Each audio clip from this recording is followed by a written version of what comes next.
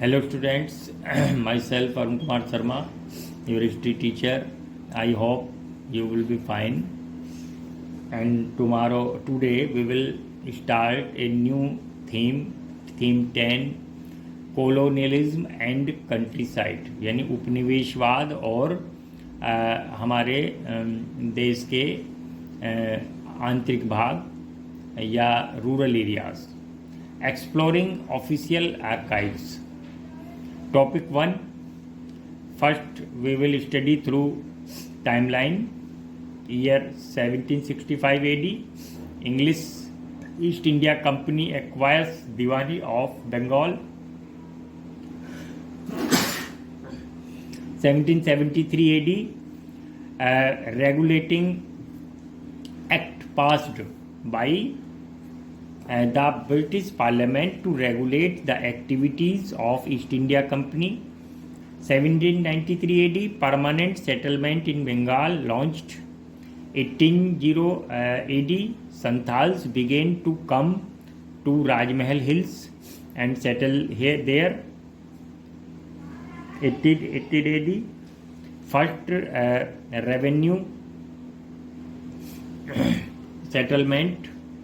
First revenue settlement in Bombay, Deccan. 1820 AD, agricultural prices began to fall. 1840s to 50s, a slow process of agrarian expansion in the Bombay, Deccan. Agrarian expansion का मतलब expansion of agriculture. 1850 556 Santhal rebellion में होता revolt विद्रोह. 1861 AD cotton boom begin and 1875 riots in Deccan villagers rebel. Riots का मतलब होता peasants farmer. Students, our topic 2, define raja. Very short. Raja literally king was a term that was often used to designate powerful zamindar. India में जो powerful जमींदार थे उनको एक post या रैंक के दी गई थी और उसे बोला जाता था राजा. Topic 3, what was meant by mahals. MAHL mahals. Very short. Mahals means estates. Estates का मतलब लैंड, जमीन, और also the group of village. Topic 4, where did colonial rule East India Company establish in India. सबसे पहले कॉलोनियल रूल कहाँ स्थापित हुआ था इंडिया में? ईस्ट इंडिया कंपनी के द्वारा. And that place was colonial rule first established in Bengal. Bengal में स्थापित हुआ था. Students, our next topic 5 is mention the functions of zamindar. जो जमींदार यानी लैंड ओनर थे उनके फंक्शन क्या थे? Zamindar had several sometimes as many as 400 village under them. उनके पास लगभग एक जमींदार के 400 विलेज होते थे उनके अंडर में. In company calculations the village within one zamindari formed one revenue state. और according to the company calculation village within one zamindar यानी एक जमींदारी में एक रेवेन्यू स्टेट को फॉर्म किया जाता था. रेवेन्यू स्टेट का मतलब, रेवेन्यू का मतलब होता टैक्स या लगान, टैक्स या राजस्व, और स्टेट का मतलब होता है फार्म या group of farms. The company fixed the total demand over the entire state whose revenue the zamindar contracted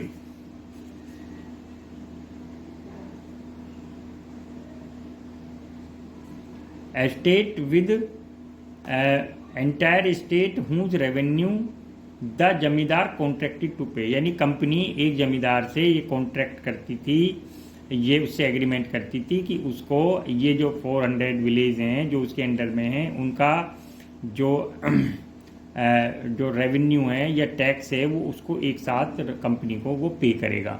the जमींदार collected rent from the different village. और जमींदार क्या करता था? अलग अलग विलेज से के से रेवेन्यू कलेक्ट करता था। एंड ये रेंट का मतलब उनसे जो जिसको उसने ज़मीन दी थी किराए पर, रेंट माने होता है किराया, और paid the revenue to the company, और कंपनी को उसे पे करता था। And retained the different is as his income, और उसी इनकम क्या होती थी, जो डिफरेंस होता था, यानी जो कंपनी को देना होता था और जो वो रेंट जो है वो वसूल करता था, उसके बीच का जो डिफरेंस थी वो एक जमींदार की इनकम होती थी। ही वॉज एक्सपेक्टेड टू पे द कंपनी रेगुलरली, और उससे ये एक्सपेक्ट किया जाता था, उससे ये उम्मीद की जाती थी कि वो कंपनी को रेगुलरली पे करे। Failing which estate could be auctioned, और अगर मान लीजिए वो असफल होता था तो उसकी स्टेट को, ऑक्शन का मतलब नीलाम की जाती थी और दूसरे खरीदारों को बेच दिया जाता था। Students, our next topic is who was Charles Cornwallis. Charles Cornwallis कौन थे? Charles Cornwallis 1738 to 1805 had AD. He was commander of the British forces during the American war of independence. America में जब वार चल रही थी इंडिपेंडेंस की, आप मान लीजिए 1776 to 1783, उसमें ब्रिटिश फौजों के कमांडर थे Charles Cornwallis. He was governor general of Bengal. जब उसको उनके बाद में उनको बंगाल का गवर्नर जनरल भी बनाया गया। When the permanent settlement was introduced in 1793, जब 1793 में परमानेंट सेटलमेंट को इम्प्लीमेंट किया गया, इंट्रोड्यूस किया गया इंडिया में या बंगाल में, तो उस समय वे बंगाल के गवर्नर जनरल थे। Students, next topic is define Talukdar. Talukdar को के बारे में आप समझाइए। Talukdar literally means one who है होल्ड ताल्लुक और एक कनेक्शन। अगर हम लिटरली देखें तो इसका मतलब होता है कनेक्शन या संबंध। ताल्लुक came to refer to territorial unit, और ये एक टेरिटोरियल यूनिट का मतलब एक ज़मीन के टुकड़े का जो मालिक या अधिकारी होता था उससे रिलेटेड है यहाँ ताल्लुकदार। Next is mention the reasons for failures of zamindar to pay revenue demands and unpaid balance accumulation long. तो क्या रीजन होते थे कि जो जमींदार रेवेन्यू पे नहीं कर पाते थे, और बाद में उनके जो अनपेड बैलेंस होता था उसके बारे में आप बताइए।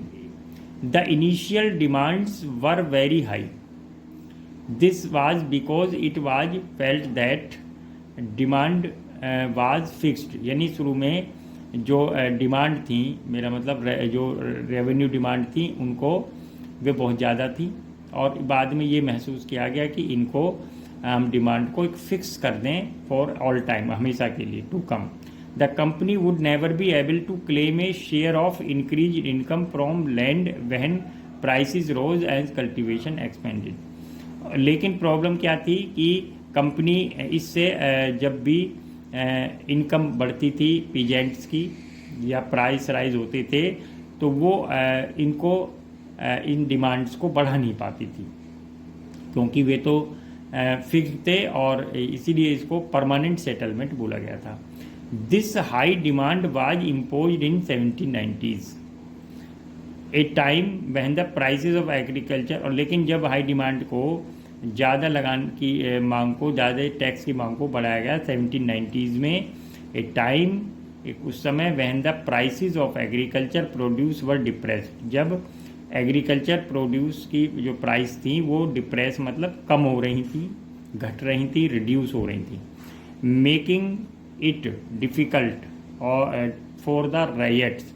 और अब जो राइट्स यानी किसान थे, फार्मर थे, उनके लिए बड़ी ये डिफ़िकल्ट या मुश्किल थी टू पे देयर ड्यूज़ टू देयर जमींदार, कि वे अपने जमींदार को उनके ड्यूज़ या उनकी जो रेंट की जो मनी है उसको पे करें। इन द जमींदार, इफ़ द जमींदार could not collect the rent, और यदि कोई जमींदार रेंट कलेक्ट नहीं कर पाता था, हाउ कुड ही पे टू द कंपनी, तो फिर वो कंपनी को पे कैसे करे, ये प्रॉब्लम थी। यानी प्रॉब्लम ये थी कि लगातार जो ब्रिटिशर थे, ईस्ट इंडिया कंपनी अपनी हाई डिमांड बढ़ा रही थी, इंक्रीज कर रही थी। उधर जो रेंट जो कि रैयट्स थे, पीजेंट्स थे, वो इस हालत में नहीं थे कि वो जमींदार को पे कर दें, और जमींदार फिर इस हालत में नहीं होता था कंपनी को पे करे। तो this was the main problem. The revenue was invariable regardless of the harvest and had to be paid punctually. इस प्रकार हार्वेस्ट के हिसाब से यानी रेवेन्यू बिल्कुल फिक्स था, चाहे हार्वेस्ट बिल्कुल ना हो, फसल बिल्कुल ना हो, चाहे बैड हार्वेस्ट हो, लेकिन इसको पंक्चुअली जो है रेगुलरली पे किया जाना था। In fact according to the sunset law, और एक लॉ बना था उसे बोला गया था sunset law. If payment did not come by sunset, sunset माने सन के छिपने तक, अगर पेमेंट नहीं आया जमींदार के द्वारा ऑफ द स्पेसिफाइड डेट, एक निश्चित तारीख को, the zamindari was liable to be auctioned, तो जमींदारी को नीलाम कर दिया जाएगा। The permanent settlement initially limited the power of the zamindar, और इस प्रकार परमानेंट सेटलमेंट ने प्रारंभिक रूप से जमींदार की पावर्स को लिमिट या कम किया था। To collect rent from ryots and manage the zamindari, और क्योंकि जमींदार को रैयट से रेंट कलेक्ट करना इतना आसान नहीं था, और अपनी जमींदारी को मैनेज करना और मुश्किल था। Students, our next topic is define ryot. Ryot is the way the term ryot use to designate peasants को ये डेजिग्नेट करता है। Was spelt in British records में पीजेंट्स के लिए रैयत लिखा हुआ है। Ryot in Bengal did not always cultivate the land directly, लेकिन बंगाल में ऐसा नहीं था कि रैयट्स हमेशा से ही वो कल्टिवेट करती हूँ ज़मीन पर खेती करती हूँ, but leased it out to under ryots, बल्कि वो अपने से नीचे आने वाले जो और गरीब किसान थे उनको वो लीज पर या किराए पर भी, रेंट्स पर भी दे जाती थी। इसका मतलब क्या हुआ कि जमींदार ने रैयट्स को दी और रैयट्स ने अंडर रैयट्स को वो ज़मीन दे दी। Students, our next topic is how did East India Company control and regulate zamindar. कैसे उसने कंट्रोल और रेगुलेट किया जमींदार्स को। The company had recognised the zamindar as important but it wanted to control and regulate them. Company ये मानती थी कि जमींदार बहुत महत्वपूर्ण है, लेकिन फिर भी वो इनको कंट्रोल और रेगुलेट करना चाहती थी। Subdue their authority and restrict their autonomy, वह उनकी अथॉरिटी अधिकारों को लगभग समाप्त करना चाहती थी, अपने अधीन लाना चाहती थी, और उनको उनकी जो ऑटोनॉमी थी, जो स्वायत्तता थी, फ्रीडम थी, उसको रेस्ट्रिक्ट करना चाहती थी। रेस्ट्रिक्ट का मतलब उस पर प्रतिबंध लगाना चाहती थी। द जमींदार्स ट्रुप्स माने जो उनके सैनिक दल थे वर डिसबैंडेड, उनको डिसबैंड किया गया। डिसबैंड का मतलब उनको, उनके सैनिक दलों को उनको ख़त्म कर दिया गया।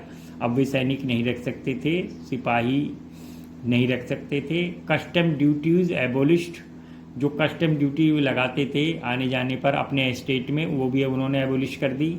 एंड देयर कचहरीज, जो courts, brought under the supervision of collector appointed by the company. अब जो कोर्ट लगाते थे, जो बड़े जमींदार होते थे एक राजा के रूप में रहते थे, और वो उनको भी ईस्ट इंडिया कंपनी ने फिनिश कर दिया, ख़त्म कर दिया, और उनको जगह उन्होंने कलेक्टर अपॉइंट किए, जो कि कंपनी के ऑफिसर्स, उनको नियुक्त किया गया और उनको कोर्ट्स चलाने का काम दिया गया। Zamindars lost their power to organise local justice and the local police. इस प्रकार जो जमींदार ने अपनी सारी पावर को, कि वो लोकल जस्टिस यानी वो लोगों को न्याय प्रदान करते थे स्थानीय रूप से, या पुलिस को वो ऑर्गेनाइज करते थे, इस प्रकार उनकी सारी पावर्स को लगभग एबोलिश ख़त्म कर दिया गया। Over the time collectorate emerged as the alternative centre of authority. अब जो है जो अल्टरनेटिव सेंटर ऑफ अथॉरिटी बनी, यानी जो पावर का सेंटर बना जिससे सारे डिसीजन लिए जाते थे, लोकल जस्टिस को या लोकल पुलिस को ऑर्गेनाइजेशन किया था, that place was called the collectorate in which collector sit and give the and administrated the local justice. In one case, when a raja failed to pay the revenue, अगर मान लीजिए राजा revenue देने में असफल होता था, एक company official was speedily dispatch to the zamindari. तो एक कंपनी ऑफिशियल बहुत तेज़ी से, बहुत जल्दी से जमींदारी में भेजा जाता था। डिस्पैच्ड का मतलब भेजा जाता था। एंड विद एक्सप्लिसिट इंस्ट्रक्शंस, और उनके उसके पास क्लियर इंस्ट्रक्शंस निर्देश होते थे, to take charge of the district and to use most effective means, कि उसे उस डिस्ट्रिक्ट में जो भी जमींदार है उसका चार्ज ले लिया जाए और तुरंत चार्ज ले लिया जाए, और इसमें जो भी मीन्स, जो भी साधन यूज करना पड़े उसको करना चाहिए। To destroy all the influence and authority of the raja and his officer, और जिससे कि इन इफेक्टफुल मीन्स के थ्रू वो उस राजा की जितनी भी अथॉरिटी होती थी, इन्फ्लुएंस होता था, उसको डिस्ट्रॉय नष्ट कर दिया जाता था, और ऑफ राजा की और उसके ऑफिसर्स को, यानी लगभग सब उनको उनकी जो डिग्निटी थी वो लगभग फिनिश कर दी जाती थी। Next topic is describe the problems faced by zamindars during east India company rule in India. जो प्रॉब्लम्स फेस कर रहे थे जमींदार ईस्ट इंडिया कंपनी के रूल के दौरान, वो क्या थी? At the time of rent collection, an officer of jamidar, usually the amlaha means group of officials, came around to the village। जब रेंट कलेक्शन के लिए जमींदार का कि जो ऑफिसर थे या कर्मचारी थे वो उसको कलेक्ट करने के लिए विलेज में, गांव में जाते थे। But rent collection was A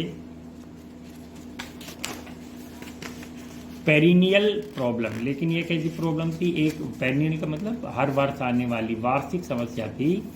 sometimes bad harvest and low prices made payment of dues difficult for the ryots. कई बार बैड हार्वेस्ट, अच्छी फसल ना होने के कारण, या कि लो प्राइसेस या कम कीमत में, कम दामों में, कम मूल्य में बिकने के कारण रैयत्स के लिए रेंट को पे करना बड़ा डिफ़िकल्ट, मुश्किल होता था। At other times ryots and village headman, कई बार क्या होते थे, जो रैयट्स और विलेज हेडमैन होते थे, जिनमें कि हम जोतदार और मंडल्स बोलते थे, were only too happy to see the zamindar in trouble. और ये लोग जोतदार और मंडल जो थे, जो वो काफ़ी इन्फ्लुएंशियल होते थे, ये जमींदार को मुश्किल में देखकर, परेशानी में देखकर बहुत खुश होते थे।